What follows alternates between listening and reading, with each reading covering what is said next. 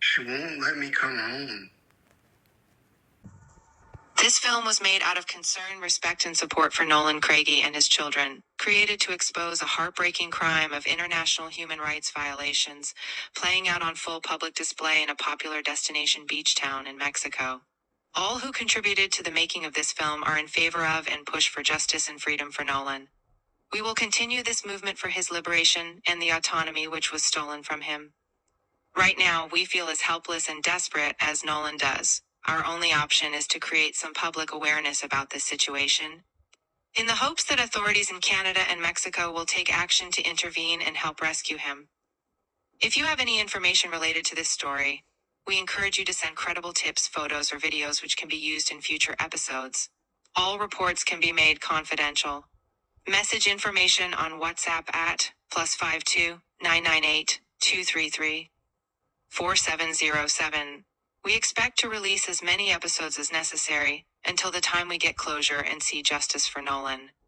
As of May 26, 2024, Monica has again isolated him and taken control of Nolan's communications, and his supporters are all blocked. We urge Nolan's mother, father, sister, and extended family, friends, or authorities who want to assist in his rescue to contact us so we can support you. On May 26, 2024, we spoke to Nolan. I have no idea where to go or who to talk to or what to attempt or anything. I don't know. I'm lost. Yeah, I don't know my location. She put me in a house with Paco. I have no control over anything. You know, things that are supposed to be mine, and I don't have any control over anything. Well, if I could control my money, I wouldn't be here. Now she's taken everything away from me. I've given up. I gave up a long time ago. I've been wanting to kill myself for 3 years. How am I going to get in control of the situation? Would you be able to make your own choices if you told her that you wanted to? I don't know. I don't see my kids, you know, like 3 years. I haven't seen my kids in 3 years. I never thought she had anything to hide.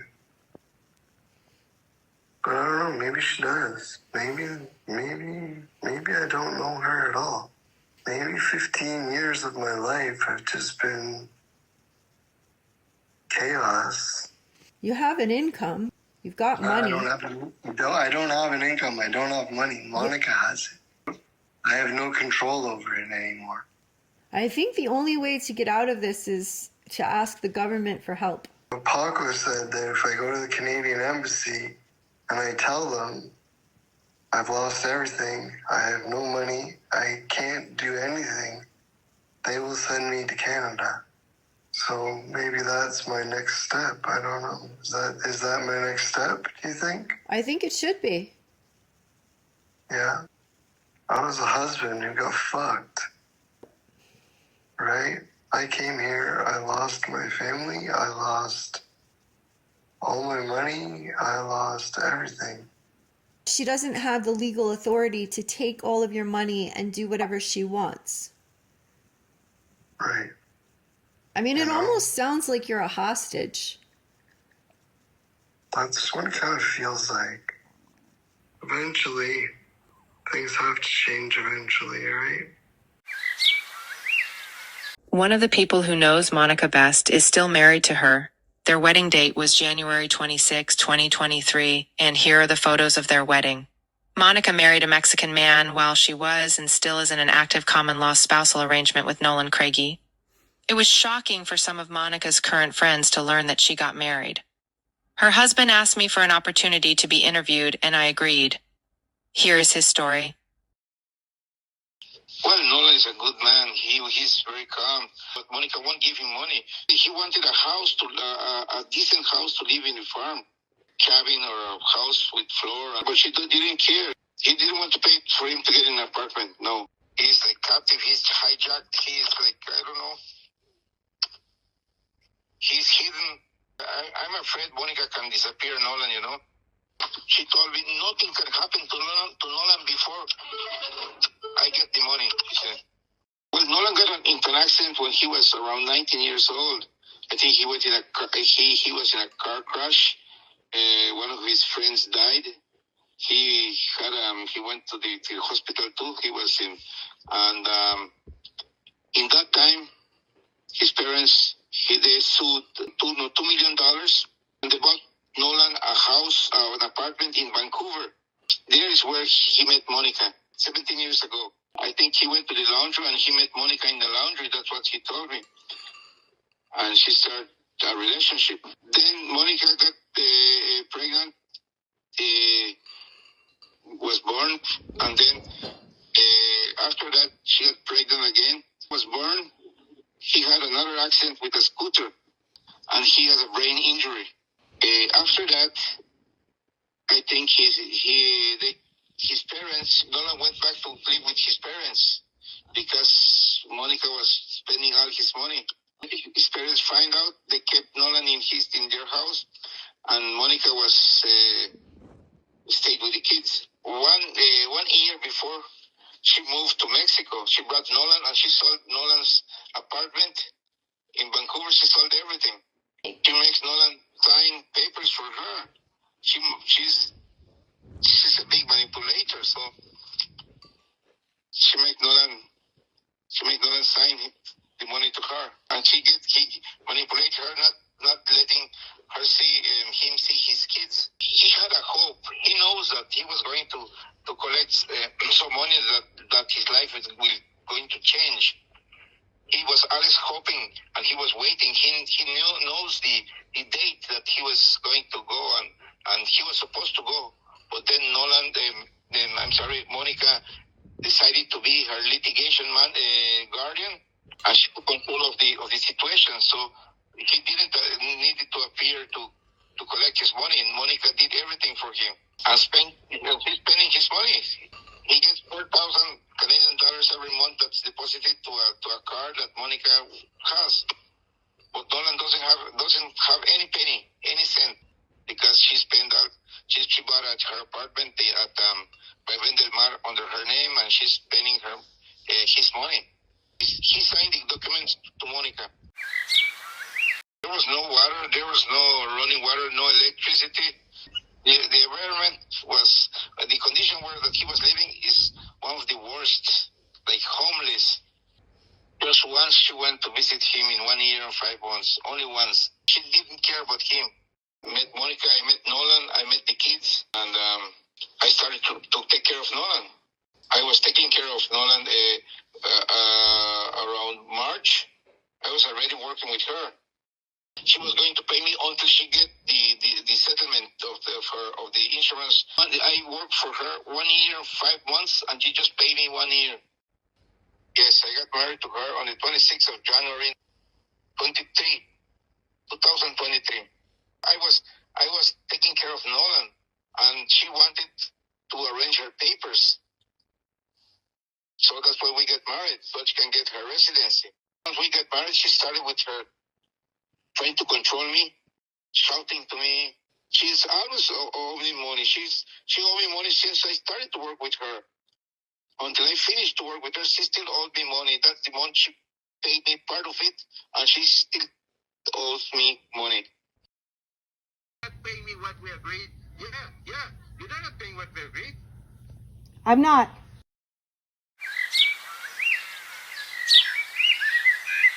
He called sometimes. But when I asked her, you went back to him, she said no. In the text messages that Nolan sent to Monica, which she shared with her friends, he expressed the same feeling of neglect. Oh, George, you're so dramatic. He just wants to be paid. Monica, come home. I've been in nowhere land for a year and a half. Yeah, but that's like, you know. When am I going to see you? Well, we have to deal with George first. We have to get his head on straight and decide how he's going to handle this. Eh? I need you. I know. I I know. need to be with you. I know. Back up. Back up. Back up. Back up. Back up. Back up. Back up. Back up. Back up. Buttercup. Buttercup. Good girl. I need help, Monica. I need someone here. I need you here.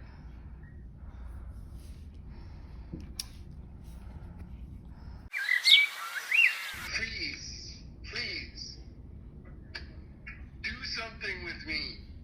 I don't know. You know, how fucking desperate I've been for a year and a half, and nothing? Nothing. I miss you. I love you. I wish you were here. I wish I could see you. I wish I could kiss you. I have no family. George, I'll give you the money that you want. It's no problem. I'm never going back to Playa del Carmen. I don't know what you guys gonna do because I don't think I'm gonna come back. What the fuck are you talking about? You know what? Fuck you. I'm not going to Playa del Carmen. I'm never going there again. You bought 2 houses in Playa del Carmen. And they're good investments. It's okay. Don't be scared.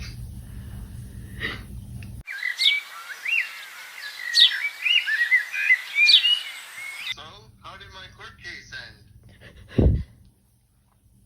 Not bad. Not great. Hey, I miss you. Hello? How did my life end up in Vancouver? Something that I never got to find out. What happened there? What happened with all that in Vancouver? It's almost over. Fuck you, Monica. Fuck you. Fuck you.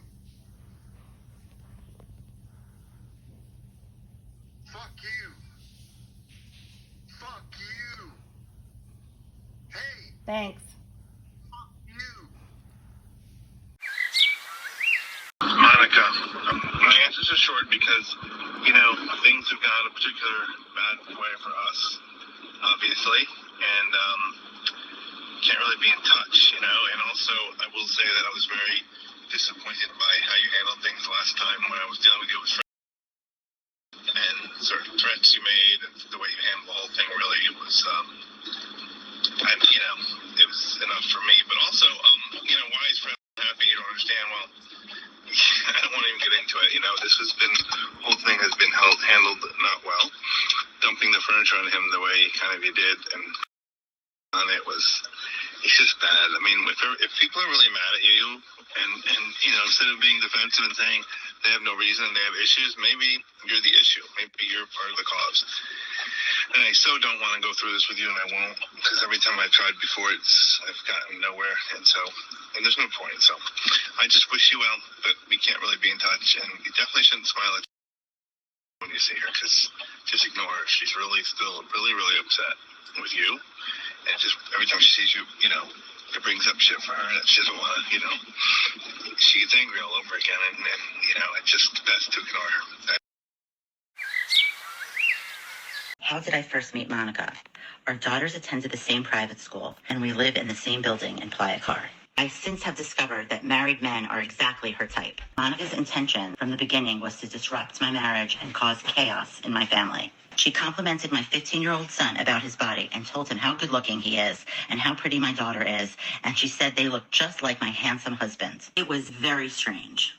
But it was too late. Our daughters bonded over mutual interests. Monica invited me to Starbucks one day, and she told me she loves me like a sister. She asked me if there was anything that could ever ruin our friendship. She asked me that just 2 weeks before she tried to destroy my family. I looked her straight in the eyes and said, "Don't ever mess with my marriage or my family." Soon after, she started treating our house like it was her house. She started entering my house uninvited, without even knocking, raiding our refrigerator, eating our food, and even taking food from our house to hers. As I became aware of this, I was already trying to distance myself, which was difficult because our daughters were such good friends. One night she came over to my home uninvited, and I will not go into details out of respect for my family. That night changed my life forever. I kicked her out of my house and ended the friendship. Monica felt that whatever is mine is also hers, and that goes for anything in my house, whether it's my food, my clothes, my wine, my husband, or anything. She would not stay away from us when we asked her to. I started looking into who Monica really is after this incident, and it turns out everything she ever told me was a lie. Little did I know that she is actively isolating, neglecting, and controlling and stealing everything from Nolan. The apartments Monica says she owns were bought with money that belongs to Nolan. And while Monica lives in and controls 2 luxury homes, Nolan lives in isolation, alone, and he is not allowed to communicate freely. Monica has access to Nolan's bank app, his debit card, PIN number, phone, and she controls everything, including the settlement from Nolan's disability and his disability income she spends. Monica has control over Nolan through threats, intimidation, and isolation. Nolan is a victim of her abuse and manipulation. Her girls are victims too, and it's all very sad. I am hopeful this film will bring attention to this situation so that Nolan and his girls can be rescued. I pray for justice for Nolan as well as the safety of his daughters. I can only speak from my own experience with Monica, her own words, what Nolan told me in the past. In October 2023, I met Monica at a Starbucks in the gated upscale community of Playa Car, and we quickly became acquainted. She happened to live in the building next door to me. We exchanged numbers. We met up again socially many times. I had mentioned that a tenant was moving out of my Tulum apartment. She mentioned that her husband, who lived separately from her, needed a place to stay. I let him move in with a very friendly, agreed-upon rate. It took me 10 months to figure out that it was all a setup for a swindle. Monica convinced me that she had interior design experience and offered to help me clean and paint the apartment I was moving out of. Over the following months, I made discoveries about her that I never expected. She stole everything valuable from my apartment and never paid her husband's rent for 6 months. After being confronted and asked to return what she took and to pay the rent that she owed, her demeanor immediately changed. People in the community made me aware that this was typical behavior for Monica. I began to discover that this woman is not what she claims to be and that everything she has is stolen. After meeting a multitude of other victims, and most shocking of all, finding out that her disabled common-law spouse of 15 years has had his freedoms stolen by her and is being held against his will as her captive. Being moved from place to place and put in dangerous situations, often in conditions unfit for an animal so that she can steal his disability income and live in luxury condos. Prior to living in my apartment, he was living in pig farm shelters. Nolan is a good man. His freedom, his assets, his income, his daughters, and his dignity have all been stolen from him. It broke my heart to hear him living like this. I only want him to be happy and escape this abusive situation and get back the life that was stolen from him. People close to the situation are also concerned for Monica's children. She sent her oldest daughter to stay with a friend in Canada, and the younger daughter remained with Monica in Playa del Carmen at the present time. Monica has openly admitted to people that she has been investigated for child abuse by Canadian authorities in the past. The school attendance rate of both daughters is very poor, and administrators regularly question why. Monica blames their absence, saying her daughters both suffer seizures, but doctors and people familiar with Monica's life don't believe her, and many are saying this is a case of Munchausen by proxy, which is also known as imposter syndrome. Munchausen is a disorder commonly associated with women and children who pretend to suffer illnesses but are only acting. After Monica sent videos of the suspicious seizures her children had to all her friends, some people showed the videos to doctors and those familiar with seizure conditions. This is what one expert had to say after viewing these videos. The type of seizure that she was at least to me, seemed like she was typifying with something we call a tonic-clonic seizure, which is like, whole body motion, although her arms and her legs didn't seem to be affected. I wasn't really, a lot of times people's like muscles will get like really rigid in their arms and their legs when they're having one of those seizures, which she didn't have. But the one thing that did seem a little bit odd to me is usually when someone has a seizure, at the end of the seizure, they have something called a post-ictal state. And her mom was like talking to her like while she was having that seizure, but it seemed like she was able to understand and then, was somewhat appropriately responding after. The seizures that I saw people have, usually like immediately after the seizure stopped, it's like their brain had kind of been rebooted, and there was a period of time where it was like they were kind of dazed and they were unresponsive. But she went like straight from what appeared to be possibly having a seizure to responding and communicating with her mom and responding based on the questions that she had asked, which from my experience in the seizures I've seen would be very unusual, but to me it looks suspect for sure.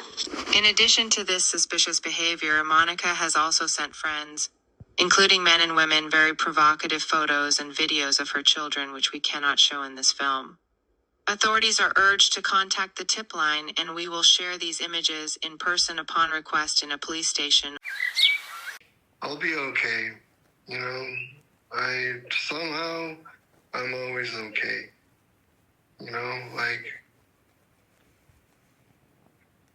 Somehow things just end up working, usually. Right?